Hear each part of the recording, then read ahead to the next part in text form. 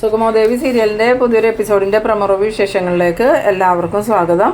എന്തായാലും നമ്മളുടെ അരുന്ധതി ചന്ദ്രോത്ത് ചെന്ന് പ്രശ്നം ഉണ്ടാക്കുമ്പം നന്ദനാണെങ്കിൽ അരുന്ധതിയുടെ കാല് പിടിച്ച് മാപ്പ് പറയുന്ന ഒരു എപ്പിസോഡാണ് ഇന്ന് വരാൻ പോകുന്നത്. എന്തായാലും ഹരിയങ്കിള് അരുന്ധതിയുടെ വീട്ടിൽ ചെന്നതോടുകൂടി ഇസബെല്ലയ്ക്കും കെവിനും അതുപോലെ കുരുവിളക്കൊക്കെ ഭയങ്കര പേടിയാവുന്നുണ്ട്. ആ സമയത്ത് അവരൊരു തീരുമാനത്തിലെത്തുന്നുണ്ട്, ഇനി ചന്ദ്രോത്തുനിന്ന് ആരും അരുന്ധതിയുടെ വീട്ടിലോട്ട് വരരുത്. ഇനി ആരെങ്കിലും ചെന്നിട്ടുണ്ടെങ്കിൽ പേടിച്ച് അരുന്ധതി സത്യങ്ങളെല്ലാം പറയും. സത്യങ്ങൾ അരുന്ധതി പറഞ്ഞു കഴിഞ്ഞാൽ പെടണത് ഋഷി മാത്രമല്ല നമ്മളെല്ലാവരും പെടും. അതുകൊണ്ട് എത്രയും പെട്ടെന്ന് അതിനൊരു പ്രതിവിധി കണ്ടെത്തണം എന്ന് പറയുമ്പം ഇസബെല്ല പറയുന്നുണ്ട്, അത് നമ്മൾ വിചാരിച്ചിട്ട് കാര്യമില്ല, അത് നടക്കണമെങ്കിൽ ഋഷി തന്നെ തീരുമാനിക്കണം. അങ്ങനെ ഋഷിനെ കൊണ്ട് തന്നെ ഇവർ അരുന്ധതിയോട് പറയിപ്പിക്കുന്നുണ്ട് ചന്ദ്രോത്തേക്ക് പോകണമെന്നും ഋഷിയെ കാണുന്നില്ല എന്നും പറഞ്ഞ് അവിടെ ചെന്ന് വഴക്കുണ്ടാക്കണമെന്നും അരുന്ധതിയോട് പറയുമ്പോൾ അരുന്ധതി പറയുന്നുണ്ട്, നീ എന്തൊക്കെയാണ് ഋഷി പറയണേ, നീ ഇവിടെ വീട്ടിലുണ്ട്, എന്നിട്ട് ആ പാവം മനുഷ്യരെ ഞാൻ എന്തിനാ ബുദ്ധിമുട്ടിക്കണേന്ന് ചോദിക്കുമ്പം ഋഷിയാണെങ്കിൽ അവസാന ആയുധം എന്ന് പറയുമ്പോൾ ഋഷിയുടെ മരണത്തിൻ്റെ കാര്യം പറയുകയാണ്. അമ്മ അത് ചെയ്തില്ലെങ്കിൽ ഉറപ്പായിട്ടും അമ്മയ്ക്ക് എന്നെ ജീവനോടെ കാണാൻ പറ്റില്ല, ഞാൻ ആത്മഹത്യ ചെയ്യുമെന്ന്. ആ സമയം അരുന്ധതിക്കാണെങ്കിൽ വേറെ ഒരു ഓപ്ഷനും മുന്നിലില്ലാത്തത് കൊണ്ട് തന്നെ അരുന്ധതി സമ്മതിക്കുന്നുണ്ട്. എന്നാലും ഭയങ്കര സങ്കടത്തോടു കൂടി തന്നെയാണ് അരുന്ധതി ചന്ദ്രോത്തേക്ക് വരുന്നത്. പിന്നീട് അരുന്ധതി പോയിട്ടുണ്ടെന്നുള്ള വിവരം അറിഞ്ഞിട്ട് ഇസബെല്ലയും കെവിനും കുരുവിളയൊക്കെ ഭയങ്കരമായിട്ട് സന്തോഷിക്കുന്നുണ്ട്. അതേസമയം നമ്മളുടെ പ്രഭാവതി ആണെങ്കിൽ കാറിൻ്റെ ഒച്ച കേട്ടതും ദേവിക വന്നതാണെന്ന് കരുതിയിട്ട് പ്രഭാവതി ഓടി മുൻവശത്തേക്ക് വരുന്നുണ്ട്. അന്നേരമാണ് കാറിൽ നിന്നും അരുന്ധതി ഇറങ്ങി വരുന്നത് കാണുന്നത്. അരുന്ധതിയെ കണ്ടതും നമ്മളുടെ പ്രഭാവതി ആണെങ്കിൽ ആകെ ഇങ്ങനെ ഷോക്കായി പോകുന്നുണ്ട്. അരുന്ധതി അല വരുന്നത്, അരുന്ധതി എന്തിനായിരിക്കും വരണേ, ഇനി അരുന്ധതിയോട് ഞാൻ എന്ത് പറയും, എൻ്റെ മകൻ കാരണമാണല്ലോ അരുന്ധതിയുടെ മകന് ജീവൻ പോയത്, ഇനി എനിക്ക് എന്തെങ്കിലും പറയാൻ പറ്റുമോ, അരുന്ധതി ഒരമ്മയല്ലേ, അവളിത് എങ്ങനെ സഹിക്കും എന്നൊക്കെ ഇങ്ങനെ മനസ്സിൽ ആലോചിച്ചുകൊണ്ട് നിൽക്കുമ്പോൾ അരുന്ധതി കയറി വരുന്നുണ്ട്. അരുന്ധതി കയറി വന്നിട്ട്, എന്താ പ്രഭാവതിക്ക് സുഖമല്ലേ, എൻ്റെ മകനെ ഇതുവരെ കണ്ടു കിട്ടിയിട്ടില്ല, പ്രഭാവതിയോ ചന്ദ്രത്തുള്ളവരോ അറിയാതെ എൻ്റെ മകനൊന്നും സംഭവിക്കില്ല എന്ന് പറയുമ്പം ഈ പ്രഭാവതിക്കാണെങ്കിൽ അരുന്ധതിയോട് ഒന്നും പറയാൻ പറ്റണില്ല. കാരണം വേറെ ഒന്നുമല്ല, പ്രഭാവതി വിശ്വസിച്ചിരിക്കുന്നത് ഈ നന്ദൻ ഋഷിയെ കൊന്നെന്ന് തന്നെയാണ്. അതുകൊണ്ട് അത് അരുന്ധതി എന്നൊക്കെ പറഞ്ഞിങ്ങനെ ഉരുണ്ട് കളിക്കുന്ന സമയത്ത് ഈ അരുന്ധതി ആണെങ്കിൽ നല്ല ദേഷ്യത്തിൽ തന്നെയാണ്. പിന്നീട് കാണിക്കുന്നത് നമ്മളുടെ ശാരികേനെയാണ്. ശാരിക വീട്ടിലോട്ട് കയറി വരുന്ന സമയത്ത് രാധിക ചോദിക്കുന്നുണ്ട്, നീ അവിടെ പോയതായിരുന്നു ശാരി എന്ന് ചോദിക്കുമ്പം ഞാൻ ഗിരീഷേട്ടൻ്റെ വീട്ടിൽ വരെ പോയത് അമ്മയെന്ന് പറയുന്നു. അന്നേരം ഈ രാധിക ചോദിക്കുന്നുണ്ട്, എന്തിനാ നീ ഗിരിയുടെ വീട്ടിൽ പോയത്, എന്തെങ്കിലും ആവശ്യമുണ്ടോ എന്ന് ചോദിക്കുമ്പം അത് വേറൊന്നുമല്ല, അന്ന് ഗിരീഷേട്ടൻ അച്ഛനെ തലയ്ക്ക് അടി കൊണ്ട് ആസ്പത്രി കൊണ്ടുവന്നപ്പോൾ ഞാൻ ഗിരീഷേട്ടനോട് ഇത്തിരി മോശമായിട്ട് സംസാരിച്ചായിരുന്നു, അതിന് മാപ്പ് പറയാൻ വേണ്ടി പോയതാന്ന് പറയുമ്പം അവിടെ രജനി ഇല്ലായിരുന്നു എന്ന് ചോദിക്കുന്നു. അപ്പോൾ രജനി ചേച്ചി ഉണ്ടായിരുന്നു. ആ സമയത്ത് രാധിക പറയുന്നുണ്ട്, എന്നാലും ആ രജനിയുടെയൊക്കെ സ്വഭാവം മാറിപ്പോയില്ലേ, ഒന്ന് മാധവേട്ടനെ കാണാൻ ആസ്പത്രി വരെ ഒന്നും അവൾക്ക് വരാൻ പാടില്ലായിരുന്നോ, അത് വന്നുമില്ല, അത് മാത്രമല്ല ദേവികേനെ വിളിച്ച് മോശമായിട്ട് എന്തൊക്കെയോ സംസാരിച്ചു എന്ന് പറയുമ്പം ശാരിക പറയുന്നുണ്ട്, ഇന്നിപ്പോൾ ഞാൻ അവിടെ ചെന്നപ്പോഴും രജനി ചേച്ചി നല്ലോണമൊന്നും അല്ല എന്നോട് സംസാരിച്ചത്, ചേച്ചി ഒരുതരം കുത്തി പരിഹസിക്കുമായിരുന്നു, എന്നിട്ട് നീ ഒന്നും മറുപടി പറഞ്ഞില്ലേ എന്ന് ചോദിക്കുമ്പം ഞാൻ പിന്നെ പറയാതിരിക്കുമോ, രജനി ചേച്ചി പറഞ്ഞതിനൊക്കെ തക്കതായ മറുപടി ഞാൻ കൊടുത്തു എന്ന് പറയുമ്പം രാധിക ചോദിക്കുന്നുണ്ട്, ഇതും പറഞ്ഞ് നീ അവിടെ കിടന്ന് വഴക്കിട്ടോ ശാരി എന്ന് ചോദിക്കുമ്പം വഴക്കൊന്നും ഇട്ടില്ല അമ്മേ, പറയേണ്ട കാര്യങ്ങൾ പറയേണ്ട സമയത്ത് പറയണ്ടേ, ഇപ്പം നമ്മളെന്തോ കുഴപ്പമുണ്ടാക്കിയ പോലെ രജനി ചേച്ചിയുടെ പെരുമാറ്റം, നന്ദേട്ടൻ ചെയ്തതൊന്നും ചേച്ചിക്ക് പ്രശ്നമല്ല, ചേച്ചി നന്ദേട്ടന് ഡൈവോഴ്സ് നോട്ടീസ് അയക്കുമെന്നാണ് രജനി ചേച്ചി ചോദിക്കണേന്ന്. അത് കേട്ടതും രാധിക പറയുന്നുണ്ട്, എന്നിട്ട് നീ എന്താ പറഞ്ഞതെന്ന് ചോദിക്കുമ്പോൾ ഞാൻ എന്ത് പറയാനാ, അതൊക്കെ ചേച്ചിയുടെ തീരുമാനമല്ലേ, എന്തായാലും രജനി ചേച്ചിക്ക് ഇപ്പോൾ ഭയങ്കര അഹങ്കാരം കൂടിയിട്ടുണ്ട്, ആരോട് എന്ത് പറയണമെന്നൊന്നും അറിയില്ല, പാവം ഗിരീഷേട്ടനും അമ്മയും അവരാണെങ്കിൽ രജനി ചേച്ചിയുടെ അടുത്ത് ഒന്നും മിണ്ടാതെ നിൽക്കുമായിരുന്നു എന്ന്. ആ സമയത്ത് രാധിക പറയുന്നുണ്ട്, എന്തായാലും മോളെ അങ്ങോട്ട് വിവാഹം കഴിച്ച് അയച്ചത് തന്നെ മണ്ടത്തരം, അന്ന് മുതൽ ഇന്ന് വരെയും എൻ്റെ കുഞ്ഞ് മനസ്സമാധാനമായിട്ട് അവിടെ കിടന്നിട്ടില്ല എന്ന്. പിന്നീട് കാണിക്കുന്നത് നമ്മളുടെ ദേവികേനെയാണ്. ദേവികയാണെങ്കിൽ ഫോണെടുത്ത് പ്രഭാവതിക്ക് വിളിക്കുന്നുണ്ട്. പ്രഭാവതി ആ സമയം അരുന്ധതിയുടെ മുന്നിൽ നിൽക്കുകയാണ്. അപ്പോഴാണ് പ്രഭാവതിയുടെ ഫോൺ ബെല്ലടിക്കണം. അങ്ങനെ പ്രഭാവതി ഫോൺ എടുത്തിട്ട് ദേവിക മോളെ വിളിക്കണേന്നും പറഞ്ഞ് കോൾ അറ്റൻഡ് ചെയ്യുന്നുണ്ട്.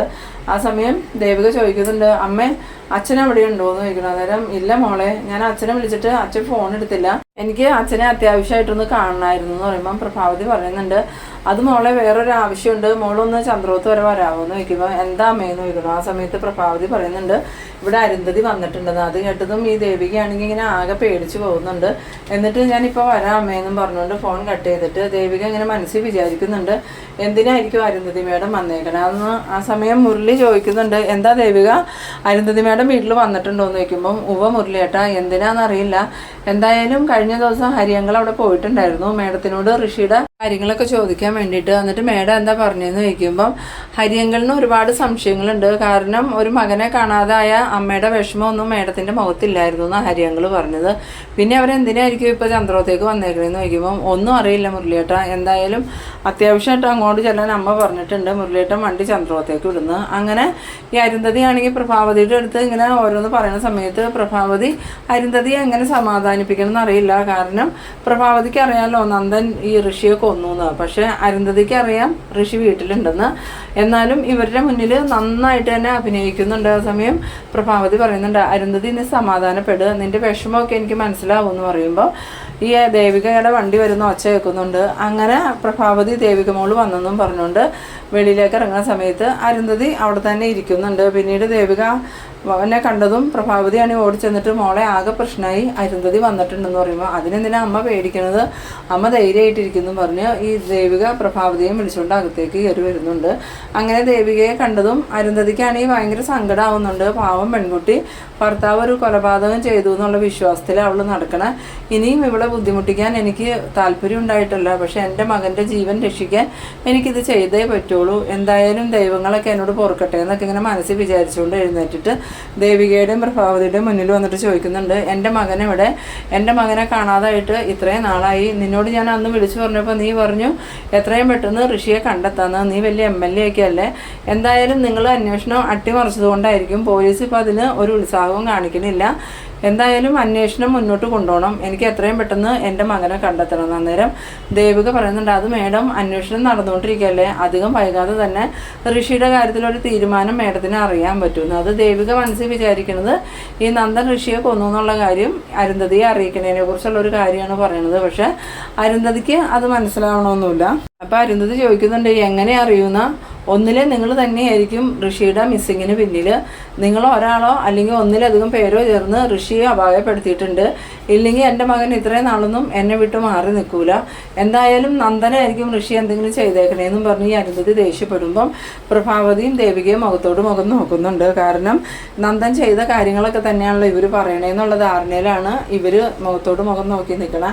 അത് കാണുമ്പോൾ അരുന്ധതിക്ക് വീണ്ടും വിഷമാവുന്നുണ്ടെങ്കിലും ഋഷി പറഞ്ഞ കാര്യങ്ങളൊക്കെ ഓർമ്മ വരുമ്പോൾ അരുന്ധതി വീണ്ടും ദേഷ്യത്തോടുകൂടി പറയുന്നുണ്ട്, ഞാൻ ആരെയും വെറുതെ വിടാനൊന്നും പോകുന്നില്ല, ഇത് ഞാൻ പ്രശ്നമാക്കും, എന്നിട്ട് പോലീസും കേസൊക്കെ ആയി നന്ദനും നിങ്ങളെല്ലാവരും ജയിലിൽ പോകേണ്ടി വരും, അല്ലെങ്കിൽ എത്രയും പെട്ടെന്ന് എൻ്റെ മകനെ കണ്ടെത്തി തരുന്ന. നേരം ദേവിക പറയുന്നുണ്ട്, മേഡം ഒന്ന് സമാധാനപ്പെടുക, ഇനി അധിക ദിവസമൊന്നും മേഡം കാത്തിരിക്കണ്ട, അതിനു മുമ്പ് ഋഷിയുടെ കാര്യത്തിൽ നമുക്കൊരു തീരുമാനം ഉണ്ടാക്കാമെന്ന് പറയുമ്പോൾ അരുന്ധതി ചോദിക്കുന്നുണ്ട്, അതെന്താ നീ അങ്ങനെ പറഞ്ഞാൽ, ഇനി ഋഷിയെ നിങ്ങളെല്ലാവരും ചേർന്ന് കൊന്നോ, ഞാൻ എന്തായാലും നന്ദനെ ഒന്ന് കാണട്ടെ, അവനായിരിക്കും എൻ്റെ മോനെ അപായപ്പെടുത്തിയതെന്നും പറഞ്ഞുകൊണ്ട് ഈ അരുന്ധതി നന്ദൻ്റെ റൂമിലേക്ക് പോകാനൊരുങ്ങുമ്പം ദേവികയും പ്രഭാവതിയും പറയുന്നുണ്ട്, വേണ്ട അരുന്ധതി അങ്ങോട്ട് പോകണ്ട, അവനാണെങ്കിൽ ആകെ ടെൻഷനിലിരിക്കുക എന്ന് പറയുമ്പം എന്തിനാ ടെൻഷൻ, എൻ്റെ അത്ര ടെൻഷനൊന്നും അവനുണ്ടാവില്ലല്ലോ, ഞാൻ മകനെ നഷ്ടപ്പെട്ട അമ്മയാണെന്നും പറഞ്ഞ് അരുന്ധതി നന്ദൻ്റെ റൂമിലോട്ട് പോകുന്നുണ്ട്. ഇതേ സമയം പ്രഭാവതിയാണ് ഈ ഫോൺ എടുത്തിട്ട് സിദ്ധാർത്ഥനെ വിളിക്കുന്നുണ്ട്. സിദ്ധാർത്ഥൻ ഫോൺ എടുത്തതും എന്താ പ്രഭയെന്ന് ചോദിക്കുമ്പം സിദ്ധു ആകെ പ്രശ്നമായി, എന്താന്ന് വെച്ചാൽ പറ പ്രഭയെന്ന് പറയുമ്പോൾ അരുന്ധതി ഇവിടെ വന്നിട്ടുണ്ട്, മകനെ കാട്ടി കൊടുക്കാൻ പറഞ്ഞ് ഇവിടെ കിടന്ന് പ്രശ്നം ഉണ്ടാക്കിക്കൊണ്ടിരിക്കുകയാണ്. അന്നേരം സിദ്ധാർത്ഥൻ പറയുന്നുണ്ട്, അതിന് നമ്മളുടെ അടുത്ത് വന്ന് പ്രശ്നം ഉണ്ടാക്കിയിട്ട് എന്താ കാര്യം എന്ന് ചോദിക്കുമ്പോൾ അത് സിദ്ധുവിന് അറിയില്ലേ, നന്ദു അല്ലേ ഋഷിയെ കൊന്നത്, അപ്പോൾ പിന്നെ അരുന്ധതിക്ക് എന്തെങ്കിലും സംശയം തോന്നി കാണുമെന്ന് പറയുമ്പം സിദ്ധാർത്ഥൻ പറയുന്നുണ്ട്, ഞാൻ എന്തായാലും ഇപ്പം തന്നെ അങ്ങോട്ട് വരാം, നിങ്ങൾ ഒന്നും വിട്ട് പറയാൻ നിൽക്കണ്ടെന്ന്. അങ്ങനെ പ്രഭാവതിയും ദേവികയും നമ്മളൊന്നും പറയണ്ടെന്നുള്ള തീരുമാനത്തിൽ എത്തുന്നുണ്ട്. ഇതേസമയം നന്ദനാണെങ്കിൽ റൂമിലിങ്ങനെ ഓരോന്നൊക്കെ ആലോചിച്ചിരിക്കുന്ന സമയത്താണ് ഈ അരുന്ധതി ഡോറിൽ മുട്ടണത്. അങ്ങനെ ഡോറിൽ മുട്ടണ ഒച്ച കേട്ടതും നന്ദൻ ഡോറ് തുറന്നതും മുന്നിൽ നിൽക്കുന്നത് അരുന്ധതിയാണ്. അരുന്ധതിനെ കണ്ടതും നന്ദനെ ആകെ ഇങ്ങനെ ഷോക്കാവുന്നുണ്ട്. എന്നിട്ട് അരുന്ധതി മേഡം എന്ന് ചോദിക്കുമ്പം അതേടെ അരുന്ധതി മേഡം തന്നെയാണ്, എൻ്റെ മകനെവിടെ, എൻ്റെ ഋഷി എവിടെ, എൻ്റെ ഋഷീനെ എനിക്ക് കാണണം, എൻ്റെ ഋഷീനെ എനിക്ക് എത്രയും പെട്ടെന്ന് തിരിച്ചു കിട്ടണം എന്നൊക്കെ പറഞ്ഞിങ്ങനെ ദേഷ്യപ്പെടുമ്പം ഈ നന്ദനാണെങ്കിൽ എന്ത് പറയണമെന്ന് അറിയാത്തൊരവസ്ഥയിലാണ്. കാരണം വേറെ ഒന്നുമല്ല, നന്ദൻ കൊന്നു എന്ന് വിശ്വസിച്ചാണല്ലോ നന്ദൻ ഇരിക്കണേ. എന്നിട്ട് നന്ദനാണെങ്കിൽ മേഡം അതെന്നൊക്കെ പറയുമ്പം സത്യം പറയടാ, നീ എൻ്റെ ഋഷിയെ കൊന്നു എന്ന് ചോദിക്കുന്നു. ആ സമയത്ത് നന്ദൻ നന്ദനാണെങ്കിൽ കരയണ പാവമായിട്ടുണ്ട്. എന്നിട്ട് വീണ്ടും വീണ്ടും അരുന്ധതി നീ എന്താ മിണ്ടാതെ നിൽക്കണേ, എൻ്റെ മോനെ നീ കൊന്നോടാ, എനിക്ക് നീ എൻ്റെ മോനെ കിട്ടൂല എന്നൊക്കെ ഇങ്ങനെ ചോദിക്കുന്ന സമയത്ത് നന്ദനാണെങ്കിൽ വേഗം തന്നെ അരുന്ധതിയുടെ കാൽക്കലേക്ക് കയ്യും കൂപ്പി വീഴാണ്. അത് കണ്ടതും അരുന്ധതിക്ക് മനസ്സിന് ഭയങ്കര വിഷമാവുന്നുണ്ട്. കാരണം ജീവിച്ചിരിക്കുന്ന മകന് വേണ്ടിയാണല്ലോ വേറൊരു ചെറുപ്പക്കാരനെ ഇങ്ങനെ സങ്കടപ്പെടുത്തണമെന്ന് മനസ്സിലാലോചിച്ചുകൊണ്ട് അരുന്ധതി നിൽക്കണ്ടെങ്കിലും പിന്നെ ഋഷി പറഞ്ഞ കാര്യങ്ങൾ ഓർക്കുമ്പോൾ അരുന്ധതി വീണ്ടും നീ എന്തിനാ എൻ്റെ കാല് പിടിക്കണേ, ഇനി നീ ശരിക്കും എൻ്റെ മോനെ കൊന്നോടാന്ന് ചോദിക്കുമ്പോൾ മേഡം എന്നോട് ക്ഷമിക്കണം, എനിക്കൊരു തെറ്റ് പറ്റിപ്പോയി മേഡം എന്ന് പറയുന്നു. ആ സമയത്ത് അരുന്ധതി ചോദിക്കുന്നുണ്ട് നീ എന്താ പറഞ്ഞാൽ നിനക്ക് തെറ്റ് പറ്റിപ്പോയിന്നോ, എന്ത് തെറ്റാ നിനക്ക് പറ്റിയെന്ന് ചോദിക്കുമ്പം എൻ്റെ കൈ കൊണ്ട് ഋഷി കൊല്ലപ്പെട്ടു മേഡം, എന്നോട് മേഡം പൊറുക്കണം, മേഡത്തിന് വേണമെങ്കിൽ എന്നെ കൊല്ലണമെങ്കിൽ കൊന്നോ, എന്നാലും എനിക്ക് കുഴപ്പമില്ല, ഞാൻ അറിയാതെ ചെയ്തു പോയതാ, മനഃപൂർവ്വം ചെയ്യണമെന്ന് വിചാരിച്ച് ചെയ്തതല്ല എന്ന് പറയുന്നു. അത് കേട്ടത് നമ്മളുടെ അരുന്ധതിയാണെങ്കിൽ ഇനി നന്ദനോട് എന്ത് പറയണമെന്ന് അറിയാത്തൊരവസ്ഥയിലാണ്. കാരണം അരുന്ധതിക്ക് തന്നെ അറിയാവുന്ന കാര്യമാണ് ഋഷി ജീവിച്ചിരിക്കുന്നുണ്ടെന്ന്. അതുകൊണ്ട് അരുന്ധതി ഈ നന്ദൻ്റെ അവസ്ഥ കണ്ട് ആകെ ഇങ്ങനെ സങ്കടപ്പെട്ട് നിൽക്കണ പോലെ ഒരവസ്ഥയിലാണ് നിൽക്കണം. ഇതേ സമയം നമ്മളുടെ സിദ്ധാർത്ഥനാണെങ്കിൽ താഴെ വരുന്നുണ്ട്. സിദ്ധാർത്ഥൻ വന്നതും പ്രഭാവതിയും ദേവികയും അരുന്ധതി വന്ന കാര്യങ്ങൾ പറയുമ്പോൾ സിദ്ധാർത്ഥൻ വേഗം തന്നെ നന്ദൻ്റെ റൂമിലോട്ട് വരികയാണ്. ആ സമയത്ത് സിദ്ധാർത്ഥൻ കാണുന്ന കാഴ്ച അരുന്ധതിയുടെ കാലിൽ പിടിച്ചു കിടന്ന് കരയണ നന്ദനെയാണ്. അത് കണ്ടതും സിദ്ധാർത്ഥനാണെങ്കിൽ എന്താ ഇവിടെ പ്രശ്നം, അരുന്ധതി എന്തിനാ ഇവൻ്റെ റൂമിലേക്ക് വന്നതെന്ന് ചോദിക്കുമ്പോൾ ഈ അരുന്ധതിയാണെങ്കിൽ പെട്ടെന്ന് തന്നെ ആ പഴയ ഒരു രീതിയിലേക്ക് വന്നിട്ട് ചോദിക്കുന്നുണ്ട്, അത് നിങ്ങൾക്ക് അറിയണോ, ഇവൻ പറയണത് എൻ്റെ മകനെ ഇവൻ കൊന്നു എന്നാണ്. അത് കേട്ടതും സിദ്ധാർത്ഥനാണെങ്കിൽ കാര്യങ്ങളെല്ലാം കൈവിട്ടു പോയല്ലോ എന്നുള്ള വിഷമത്തിൽ ഇങ്ങനെ നിൽക്കുന്ന ആ ഒരു സീനിലാണ് ഈ എപ്പിസോഡ് അവസാനിക്കുന്നത്. അപ്പോൾ നിങ്ങൾ എൻ്റെ വീഡിയോ ആദ്യമായി കാണുന്നവരാണെങ്കിൽ ചാനലൊന്ന് സബ്സ്ക്രൈബ് ചെയ്യാനും ഇഷ്ടമായ ലൈക്ക് ചെയ്യാനും ഷെയർ ചെയ്യാനും മറക്കരുത്. അപ്പോൾ ഇതുപോലെ ഇൻട്രസ്റ്റിംഗ് ആയിട്ടുള്ള അടുത്തൊരു എപ്പിസോഡുമായി വീണ്ടും കാണാം. അതുവരേക്കും ബൈ.